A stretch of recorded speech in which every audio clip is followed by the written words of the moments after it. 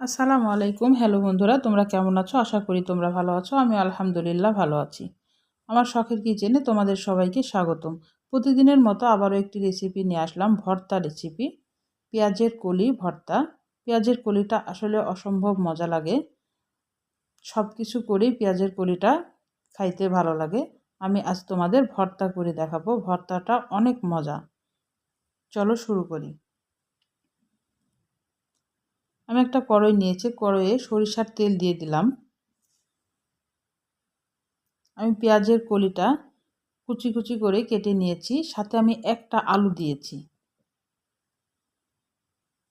আলুটা দিলে দিবা, না দিলে না দেওয়া যায়, কিন্তু আলুটা দিলে আরও বেশি ভর্তাটার স্বাদটা আরও বাড়িয়ে যায়। এ কারণে আমি আলুটা অ্যাড করেছি। একটু লবণ দিয়ে দিলাম, দিয়ে এবার ঢাকনা দিয়ে ঢেকে এবার সুন্দর করে ভাজা ভাজা করে নেব।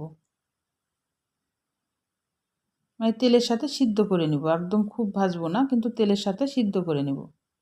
একটু ঢাকনা দিয়ে আস্তে আস্তে এটাকে ভেজে নিতে হবে। এবার আমি রসুন কুচি দিয়ে দিলাম, পেঁয়াজ কুচি দিয়ে দিলাম,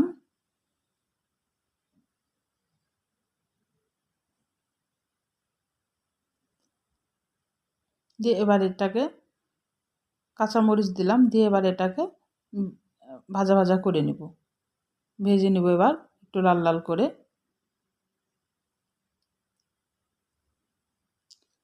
আর একটু সরিষার তেল আমার লাগবে, আমি এই কারণে দিচ্ছি। ভর্তাটা কিন্তু অনেক মজা, করতে খুবই সহজ, কিন্তু খাইতে অনেক মজা। একদমই সহজ, বেশি উপকরণ লাগে না। রসুন, পেঁয়াজ আর মরিচ, আর তেমন কিছুই লাগে না। আমার ভাজা হয়ে গেছে রসুনটা। আমি একটু এক সাইডে ধুয়ে রসুন আর পেঁয়াজ আর মরিচটা আমি ভেজে নিয়েছি। এবার আমি রসুন, পেঁয়াজ, মরিচটা আমি তুলে নিলাম, লাল করে ভেজে নিয়েছি। এবার এটা আর একটু আমি নাড়বো।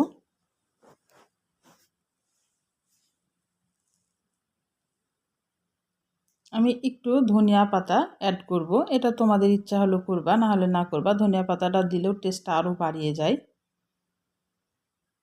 এই কারণে দিলাম। এবার ভাজা হয়ে গেল। ধনিয়া পাতাটা দিয়ে আমি বেশি নাড়িনি, 1 মিনিট মতো শুধু। এবার থালে তুলে নিলাম প্লেটে। এবার হাত দিয়ে এটা চটকে চটকে মাখতে হবে।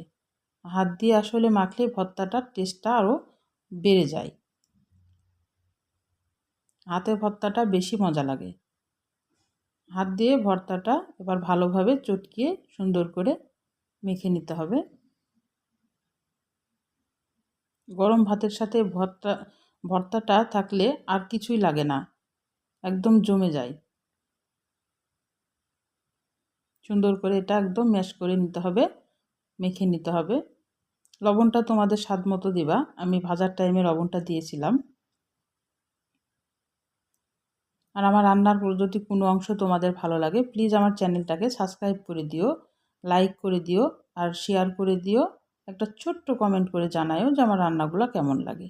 তোমাদের একটা লাইক, একটা কমেন্ট আমার অনেক উৎসাহ করে, আর তোমাদের কমেন্টগুলো আমার পড়তে খুবই ভালো লাগে।